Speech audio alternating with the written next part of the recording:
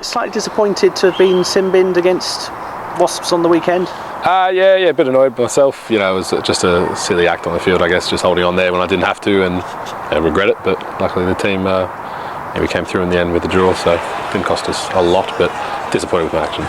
It was an amazing game, wasn't it? It was, yeah. I think, and probably not one for the purists with the defence, but in terms of 10 tries and 70 points, you can't really complain too much. 35 all. Some fairly interesting results last weekend in the Premiership, including a Worcester win against Saracens.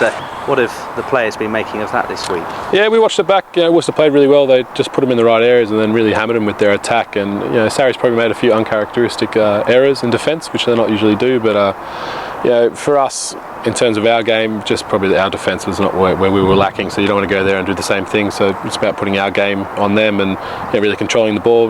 Gary Gold's come in there and changed a few things for them. They kick a fair bit. They put us back in our own 22 and stuff like that a fair bit. So it's all about exiting well and and putting it back on them in their half. After the weekend's results, how wary are you of Worcester now? Yeah, definitely. I think it doesn't matter whether the results or not. They're always at home. They're always going to be dangerous. They play for their fans and they play well.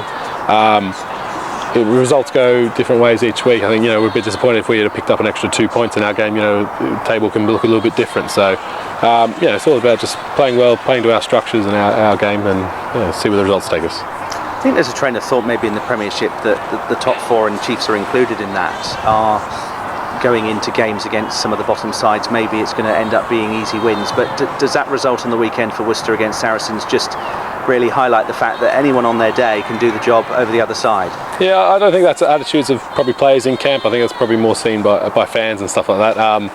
Each team on their day can beat anyone, and you see that with results last week and results in the past. So you got to make sure your mindset's switched on, and you go into the game emotionally correct and push yourself and push your team to get the result.